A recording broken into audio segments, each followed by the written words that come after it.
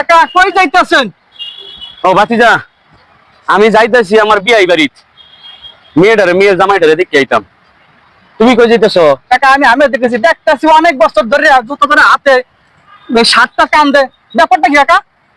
তুমি দেখতেছো তো, তুমি আমার জুতার দিকে নজর দিলা গেলে গিয়া? আরে সর্বনাশ করছি। এই জুতাটা কেনা পড়ছে তুমি জানো? আমার দাদার দাদাই 350 বছর এই জুতাটা ব্যবহার করে গেছে।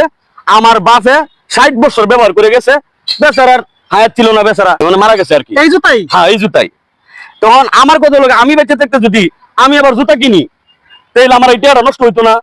আমি এই টেয়াটা বাঁচাইয়া আমি যদি ভবিষ্যৎ করে থেকে যাই, তাহলে আমার পোলা মাইয়ার একটা ভবিষ্যৎ হইব।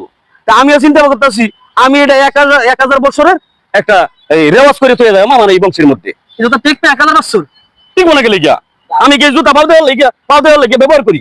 এই জুতা আমি হাতে লয়ে করি, মানুষ যাতে বুঝতে পারে যে আমার জুতা আছে। বিয়ে বাড়িতে আই যাই, এছাড়া আর কোনো দরকার পড়ে না। কাকা ঠিক কথা কইছেন, যে জুতা নিতে পারবেন একটা এই না বুঝলাম। শার্টটা গাদা নাকি লেগে ছোট কাছ থেকে শার্টটা কান দিয়ে দেখতে সামনে। কি কও তুমি? যাই দিলে ঘুরানো হয়ে যাবো না?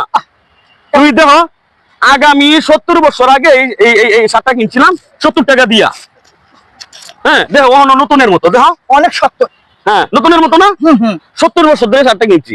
আমার কথা হলো, আমি মারা যাওয়ার পরে আমার ফুলা যাতে এই শার্টটা ব্যবহার করতে পারে, যাতে টাকা অপচয় না হয়। কিপটে অনেক।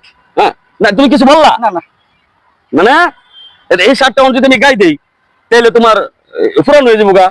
গাই দিলে তোমার গামে নষ্ট হয়ে যাবো গা, ধুইতে হইব, আর ধুইলে কি হইব, নরম হয়ে যাবো গা। যার কারণে আমি গাই দিই না, এটা ধোয়ারও দরকার পড়ে না। বিয়ে বাড়িতে আইয়া এটা তোমার আয়রন করে আবার সুন্দর করে বালতির নিচে রেখে দিই। এটা আমি রাত্রে একবার বালতির নিচে থইয়া ঘুমাই, আবার সকালবেলা দেখিয়া বাড়ি। এটা আমি কিপটে মেয়ে যাবে না তো? কি তুমি কিছু বললা কিপটামি? না না না না, তুমি এই কথা বলতে পারো না তো।